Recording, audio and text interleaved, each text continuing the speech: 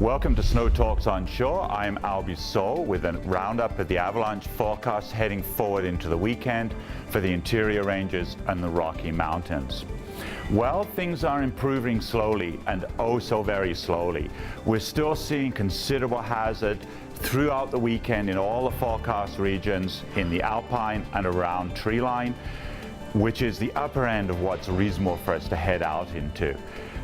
It varies a little bit from region to region as we head through the period, but the subalpine, the below tree line, that would be moderate in many cases. So a little bit of an improvement, however, still very dangerous conditions, especially with respect to these persistent and deep persistent instabilities that have been causing large avalanches, not many of them, but very destructive and very much associated with many of the fatalities we've had this winter. So we need to be very careful as we head out into terrain, looking to stay away from overhead hazard, big open slopes, places that have thin snowpacks in the area.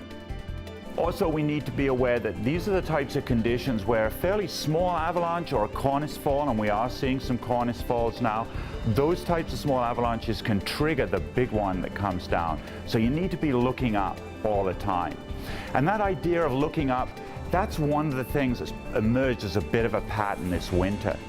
So if we look at what we've seen with respect to the avalanche fatalities, we've seen a pattern of big avalanches, some up high, coming down into terrain that actually looks really safe to the people that are standing in that terrain. Some of them have been natural, some have been triggered by those folks. So that's something we really need to be thinking about, and it's really been catching out people who have very little avalanche training. What if we have no training at all? What should we do in what is really a very tough winter like this? Normally we say that if the avalanche hazard is high, then don't go into any kind of backcountry situation that isn't well controlled. And those well controlled places would be groomed cross-country ski trails, signposted snowshoe trails, or inside of ski areas.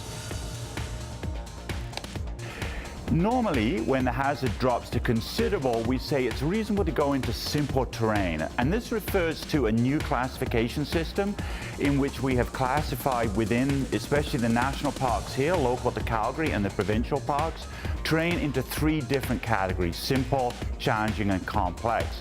So you can find more information about these avalanche terrain ratings on avalanche.ca or on the Parks Canada website where it says avalanche terrain ratings. Photographs, some pictures, maps, and some more information generally, including an online training course. On the subject of training, if you haven't updated your training for the last 5 years, you might want to go back and either take the AST1 course again, or better yet, take the AST2 course. We've changed our thinking quite a bit, and if you had the old-fashioned training, you may not be really up to date with the type of things you need to protect yourself in a winter like this. Thanks very much for watching Snow Talks on Shore. We'll see you next weekend, and remember, check the avalanche forecast before you go.